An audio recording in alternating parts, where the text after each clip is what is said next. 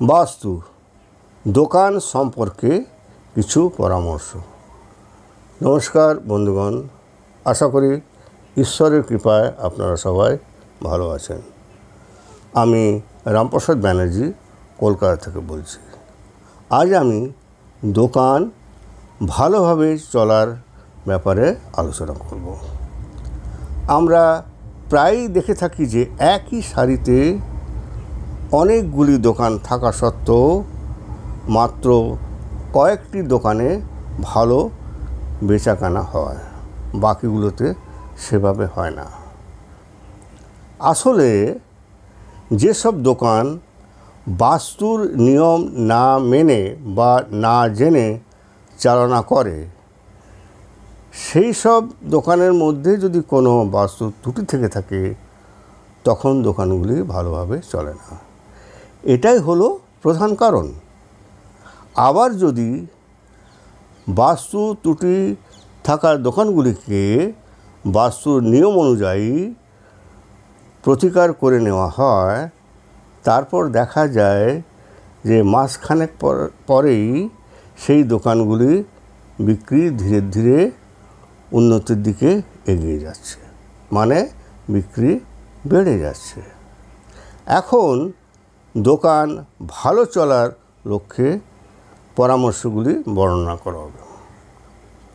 প্রথমত, বাস্তু হিসাবে দোকানে ভারী ও হালকা জিনিসগুলি সঠিক স্থানে রাখতে হবে। ভারী জিনিস অর্থাৎ আলমারি, শোকেস, র্যাক ইত্যাদি ভারী জিনিসগুলো দক্ষিণ পশ্চিম কোণাতে দেওয়াল ঘেঁষে রাখতে হবে।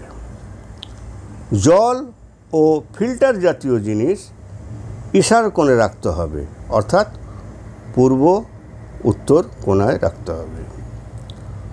বৈদ্যুতিক সাজ সরঞ্জাম যেমন সুইচ ইত্যাদিগুলি অগ্নিকোণে রাখতে হবে, অর্থাৎ পূর্ব আর দক্ষিণ কোণে রাখতে হবে। দোকানে যদি উপরে কোনো ক্রস বিম থাকে তাহলে তা ঢেকে দিতে হবে।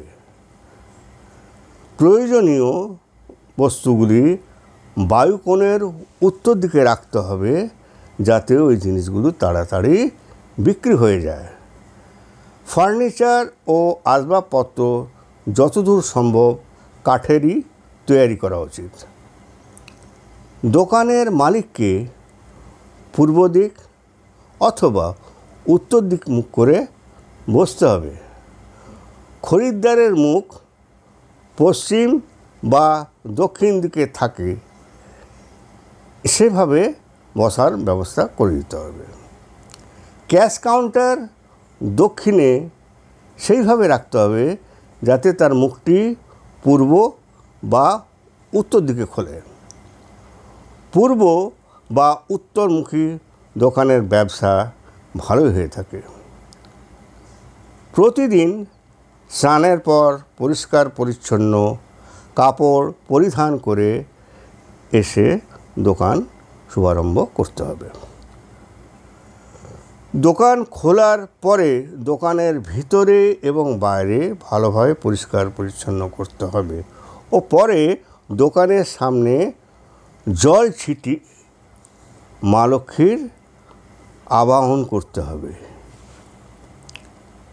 এই কাজগুলি হওয়ার পর ধূপ দ্বীপ সহকারে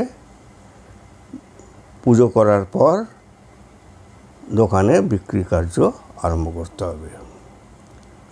দোকানের মালিক বা যে দোকানটি চালনা করবে তাকে সবসময় হাসি মুখে থাকতে হবে। ক্রেতার সঙ্গে মধুর সম্পর্ক রেখে সম্মান সহকারে কথা বলতে হবে। এতে নিশ্চয়ইভাবে দোকানের উন্নতি ও বিক্রি বেড়ে যাবে। পরে আরও বিস্তারিতভাবে জানাবো। ভিডিওটি যদি ভালো লেগে তাহলে ভিডিওটিকে লাইক ও শেয়ার করবেন এবং চ্যানেলটিকে সাবস্ক্রাইব করার জন্য অনুরোধ রইল। ধন্যবাদ।